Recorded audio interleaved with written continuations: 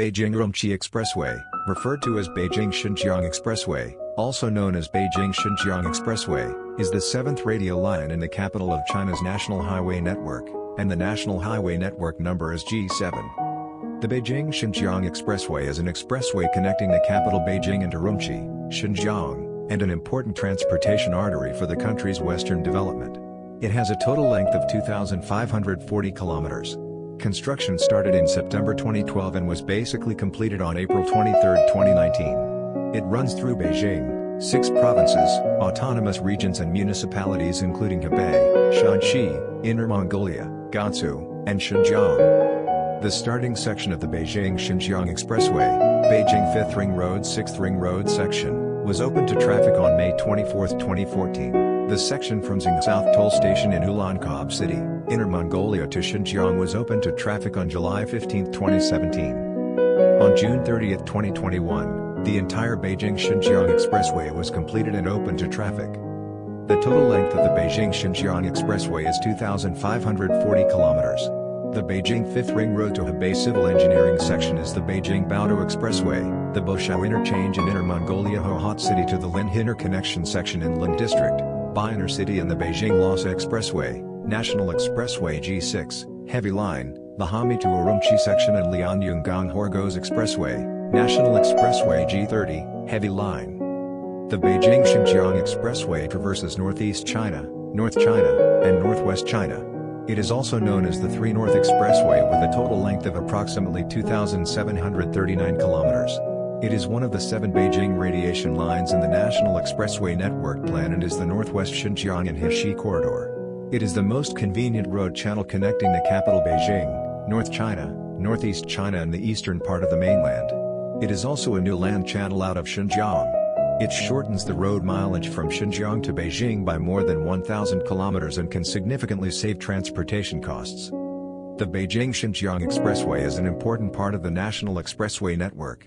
It diverts vehicles from western provinces and regions to Beijing to a certain extent, effectively alleviates the traffic pressure on the Beijing-Tibet Expressway, and has significant social benefits. Of course, it is not just these small cities that are connected to each other. If the Hexi Corridor is the arm of Zhang Guo, connecting the western regions, then the G7 is another powerful arm for the motherland to hold the northwest frontier. Most of the scenery along the Beijing-Xinjiang Expressway is the Gobi Desert. How far is it from Beijing to Xinjiang? 2,400 kilometers is the straight line distance from Beijing to Urumqi, 2,840 kilometers is the flight mileage from Beijing to Urumqi, 3,144 kilometers is the train mileage from Beijing to Urumqi. So, what if we choose to take the road? G7, another Hexi Corridor. To the west of Subei is Hami, Xinjiang.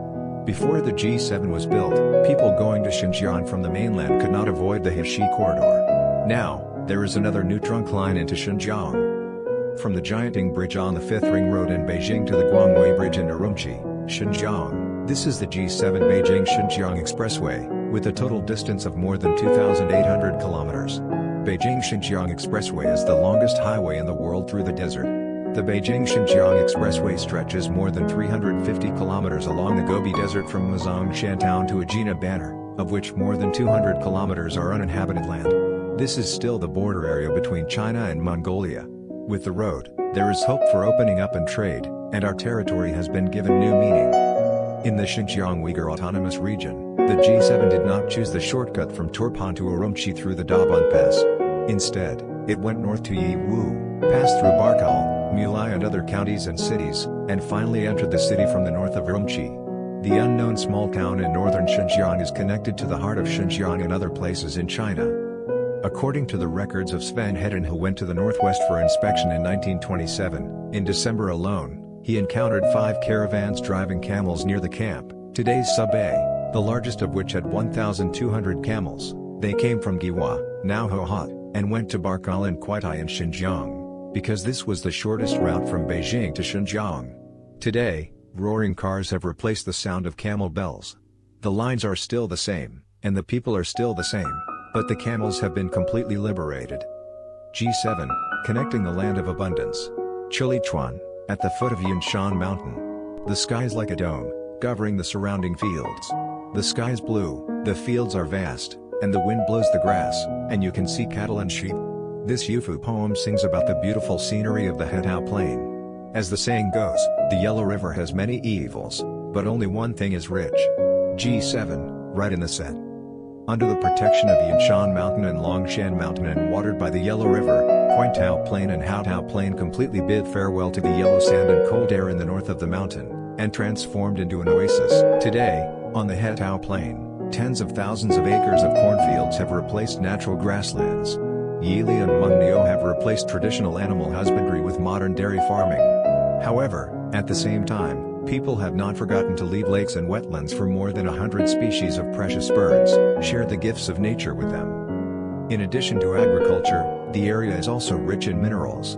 Bato's coal, iron, copper, niobium and other mineral reserves are large, high-grade, concentrated and easy to mine. It is more famous for its rare earth resources. The rare earth reserves in Baotou alone account for 57.2% of the world's proven basic reserves.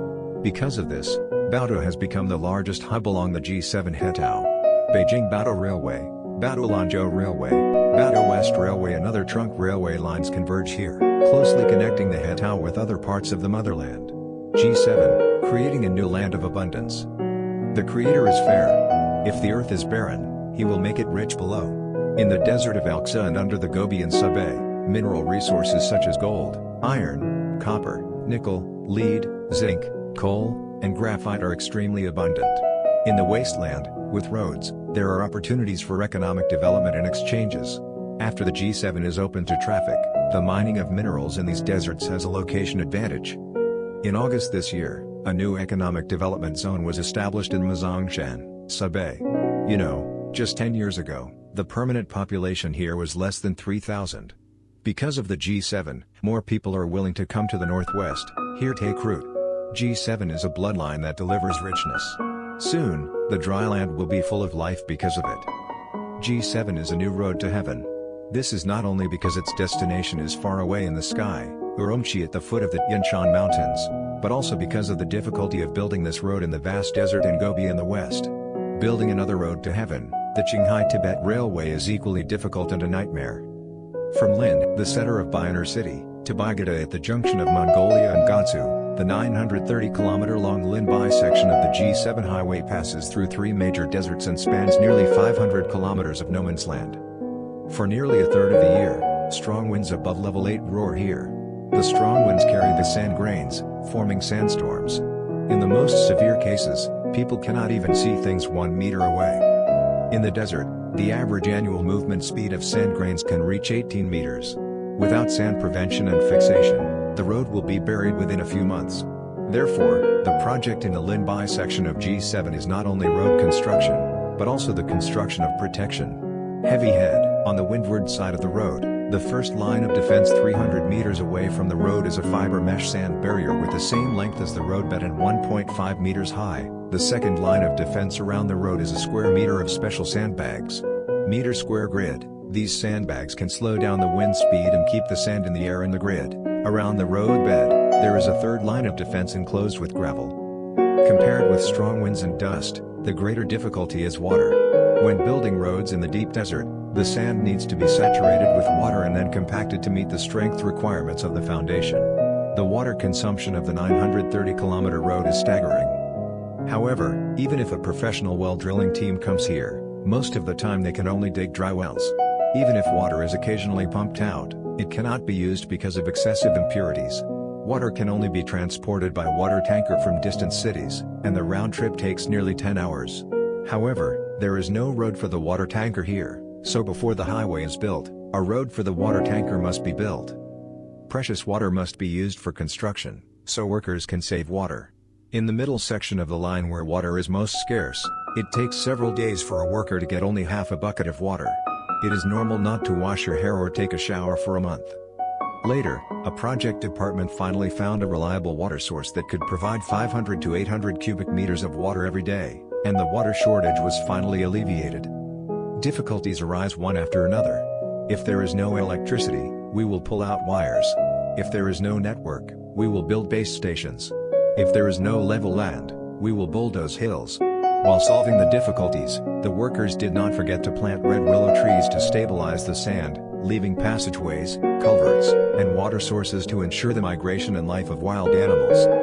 The construction of G7 is only the starting point, not the end. The main linkage of the G7 not only means shortening the time and space from Beijing and North China to the western regions, it also shortens the time and space from North China to the Hexi Corridor. On the contrary, it also shortens the distance from Xinjiang to the Whining Plain and the Hetao area, and also opens up the most convenient passage from Xinjiang to the northeastern region, known as the Three North Channel. To this day, the construction of some sections of the G7 highway is still being completed, but there is already a rolling flow of traffic, carrying goods and tourists, running on this new heavenly road.